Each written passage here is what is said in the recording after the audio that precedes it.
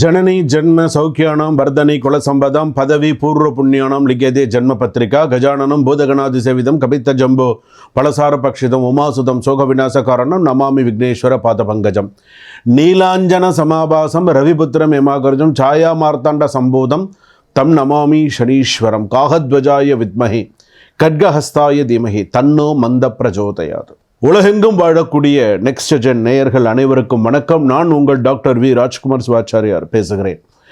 இன்றைய தினம் நாம் பார்க்கக்கூடிய ஒரு பதிவு மார்ச் மாதம் வரக்கூடிய 2026 வரக்கூடிய சனி மகா பயிற்சி.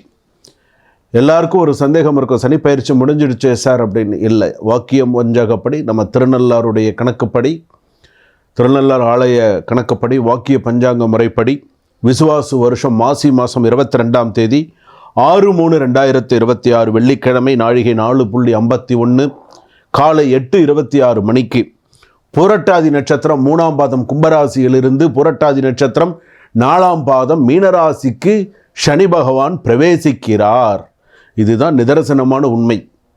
அப்போ அந்த மீனராசிக்காரர்கள்லாம் எப்படி இருக்கணும், அப்போ இருக்கக்கூடிய கிரக கட்டங்கள்லாம் எப்படி, அப்படி இருக்கக்கூடிய கிரக கட்டங்கள் அப்படின்னு எடுத்துக்கும் போது மேஷம் ரிஷபம் மிதுனத்தில் குரு வக்கரமாக இருக்கும், கடகம் சிம்மத்தில் கேது, அன்றைய தினத்தில் சந்திரன் கன்னியாரத்தில் இருக்கார், கன்னியா ராசியில் இருக்கார். அப்படியே வரும்போது ஜாதகத்தில் எடுத்துட்டோம் அப்படின்னு சொன்னால் மகரத்தில் கோச்சார ரீதியாக மகரத்தில் சூரியன் புதன் அதே போல் ராகு செவ்வாய் அதே கும்பத்தில் இருக்கார். அதே போல் மீனத்தில் பார்த்தீங்கன்னா சனி பகவானும் சுக்கிரனும் இணைந்து இருக்கக்கூடியது. ஸோ இதுதான் பார்த்திங்கன்னா அன்றைய தின காலகட்ட அந்த காலகட்டம், அந்த சனி பயிற்சி அன்னைக்கு இந்த கிரக கட்டங்கள் அப்படிங்கிறது இதுதான். அப்படியே இருக்கக்கூடிய காலகட்டத்தில் எந்தெந்த ராசிக்கு நல்லா இருக்குது, எந்தெந்த ராசிக்கு சரியாக இல்லை அப்படிங்கிறத நம்ம பார்க்க போகிறோம். 12 ராசியில் நான் சொல்லுறது பார்த்திங்கன்னா ஹைலைட்டடான சில விஷயங்கள் இதில் இதை சொல்கிறேன். மிகவும் கவனமாக இருக்க வேண்டிய ராசிகள் எது எது, அவங்களுடைய பலன்கள்லாம் என்ன அப்படிங்கிறதையும் நான் சொல்ல போகிறேன். ஓரளவுக்கு சில பிரச்சனைகள் கடந்து ஓரளவுக்கு கொஞ்சம் நன்னா இருக்கக்கூடிய சில விஷயங்களும் நான் சொல்ல போகிறேன். நீங்கள் உங்களுடைய பரிகாரங்களையும் நான் சொல்ல போகிறேன். ஸோ சனி பகவான் இப்போ எவ்வளவோ கிரக பயிற்சிகள்லாம் வருது, அந்த அளவுக்கு கொஞ்சம் ரொம்ப இப்போ இந்த ராகு கேது பயிற்சின்னா கொஞ்சம் தீவிரமாக பார்ப்பாங்க, குரு பயிற்சி கொஞ்சம் தீவிரமாக, சனி பயிற்சி ரொம்ப முக்கியமாக பார்ப்பாங்க. ஏன்னா 30 வயசு ஏழரை சனிங்கிறது 30 வருஷத்துக்கு ஒரு தடவை ஒரு ராசிக்கு அப்படின்னும்போது ஏழரை சனி, பொங்கு சனி, மங்கு சனி, பாத சனி, அஷ்டம சனி, அர்த்தாஷ்டம சனி, கண்டக சனி இப்படி இருக்குது. அப்போ இது ரொம்ப முக்கியமாக எல்லோரும் பார்க்கக்கூடியது. மற்ற பயிற்சிகள்லாம் நம்ம சொல்லுவோம், குரு ஆதிசாரம் வக்கர பயிற்சி, அது அப்புறம் பார்த்திங்கன்னா செவ்வாய் இப்படின்னு நம்ம சுக்கிர பயிற்சி அப்படின்லாம் சொல்லிகிட்டு இருப்போம். ஆனால் இதில் ஹைலைட்டடான விஷயம் சனி பயிற்சி. இப்போ இந்த 6/3/2026 12 ராசிக்கு எப்படி இருக்குன்னு நம்ம பார்க்க போகிறோம். வாங்க வீடியோக்குள்ளே போகலாம். வீடியோவை கடைசி வரைக்கும் ஸ்கிப் பண்ணாமல் பாருங்கள். அப்போ தான் கடைசி வரைக்கும் ஒரு ராசிக்கு என்னென்னலாம் சொல்லியிருக்காங்க அப்படிங்கிறது உங்களுக்கு தெரிய வரும். வாங்க மேஷ ராசியிலிருந்து மீன ராசி வரையில் எப்படி இருக்குங்கிறத பார்ப்போம். தனுசு ராசி நேயர்களை, வரக்கூடிய ஆங்கில புத்தாண்டு 2026 மார்ச் மாதம் 6ஆம் தேதி வரக்கூடிய சனி பயிற்சி தனுசு ராசிக்கு எப்படி இருக்குது. அதாவது சின்ன விஷயம் சொல்கிறேன், அவசர முடிவுகள் பெரிய நஷ்டத்தை ஏற்படுத்தும். இந்த ஒரு வரியை ஞாபகம் வச்சுக்கோங்க, உங்களுக்கு எப்போதுமே உண்டு. பொருள், பேச்சு, குடும்பம், பணம் எல்லா விஷயத்துலேயுமே சரி, உங்களுக்கு நிறைய நல்ல விஷயங்கள் நடக்கணுமா, அவசர முடிவுகள் நஷ்டத்தில் முடியும். அது மட்டும் ஞாபகம் வச்சுக்கோங்க. உங்களுடைய ராசிக்கு அப்படின்னு எடுத்துக்கும் பொழுது சனி பகவான் வரக்கூடிய விஷயங்கள் பார்த்திங்கன்னா பேச்சால் நெருக்கடி, தேவையில்லாமல் பேசி நெருக்கடிகளை சந்திக்கக்கூடிய சூழ்நிலைகள் வரலாம். குடும்பத்தில் பொறுமை நிதானம் அவசியம். ஸோ இதெல்லாம் இருந்தால் தான் தனுசு ராசி பொறுத்தளவுக்கு சிறப்பாக இருக்க முடியும். உங்களுடைய தாயாரை அதிகமாக பாதிக்கும். ஆணாக இருந்தாலும் சரி, பெண்ணாக இருந்தாலும் சரி. இப்போ உங்களுக்கு அம்மா இருக்காங்க, அம்மா கொஞ்சம் ஏஜ்டு பர்சனாக இருக்காங்க. If she is aged person above 70 அந்த மாதிரி இருக்குது, 70 வயசுக்கு மேலே இருக்குது அப்படின்னு சொன்னால் அவங்களுக்கு கொஞ்சம் உடல்நிலை பாதிப்பு, கொஞ்சம் கூட இருக்கக்கூடிய சூழ்நிலைகள்லாம் இருக்கணும், கொஞ்சம் பார்த்துக்கணும். ஸோ அவங்களுக்கு பார்த்திங்கன்னா சிறு சிறு பிரச்சனைகள், சில விஷயங்கள்லாம் வரும். கொஞ்சம் பொறுமையாக பார்த்து நிதானமாக செய்யணும். ஒன்று பாசிட்டிவ் அஸ்பெக்ட்ஸ் அப்படின்னு சொல்லும்போது பார்த்திங்கன்னா சேமிப்பு பழக்கம் வர வேண்டும், செலவு கட்டுப்பாடு இருக்க வேண்டும், தந்தை மூத்தவரின் ஆதரவு உண்டு, திடீர் வெளிநாடு வாய்ப்பு வரும். இதெல்லாம் பாசிட்டிவான விஷயம். நெகட்டிவான விஷயங்கள் அப்படின்னு எடுத்துக்கும்போது குடும்ப பிரச்சனை, பேச்சு தவறாக புரிந்து கொள்ளப்படும். நீங்கள் கரெக்டாக பேசினாலும் பேச்சு தவறாக புரிந்து கொள்ளப்படும். நெடுநாள் தாமதம், வேலை நிறைவு மெதுவாக இருக்கும். கடன் அழுத்தம் தரும். கடன் வாங்கியிருக்கீங்க, கடன் ப்ரெஷர் பண்ணுவாங்க. எப்போ பணத்தை வச்சுட்டு மறு வேலை பாருன்னுவான்.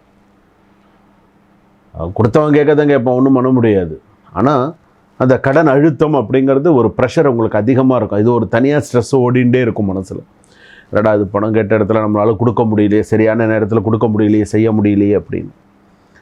பணியில் ஓவர் டைம், அதிக பொறுப்பு, ஆனால் குறைந்த பாராட்டு. என்ன தான் கஷ்டப்பட்டு வேலை செஞ்சாலும் அந்த அளவுக்கு ஒரு நிம்மதி இல்லை. நம்ம கஷ்டப்படுறவன் ஒருத்தன், பேர் வாங்கிட்டு போகிறவன் ஒருத்தன் சொல்கிறோம் இல்லையா, அந்த மாதிரி இருக்கும். மேலதிகாரிகளுடன் தகராறு வராமல் கவனித்து கொள்ளவும். தேவையில்லாத சண்டை பிரச்சனை தகராறு வராமல் பார்த்துக்கோங்க. தொழிலில் புதிய முதலீடு மந்தமாக இருக்கும். ஸோ பொறுமையாக இருங்க. கூட்டு தொழில் சிறிது பதற்றம் தரலாம். அதாவது கூட்டு சேர்ந்து ஒரு பிஸ்னஸ் பண்ணுறீங்க, கூட்டு சேர்ந்து சில விஷயங்கள் பண்ணுறீங்கன்னா அதில் கொஞ்சம் கவனமாக இருக்கிறது நல்லது. வீட்டில் சிறிய விஷயமே பெரிய பிரச்சனை போல் தேன்றும். ஏன்னா சின்ன சின்ன விஷயங்கள் கூட வந்து பார்த்திங்கன்னா பெரிய சண்டையாக தோன்றும். ஏதாவது சிறு சிறு பிரச்சனைகள், தம்பதிகளுக்குள் மிஸ் அண்டர்ஸ்டாண்டிங்ஸ் வரும். தேவையில்லாமல் சின்ன சின்ன மிஸ் அண்டர்ஸ்டாண்டிங், ஒன்று சொல்ல போக 9 சண்டை வரும்.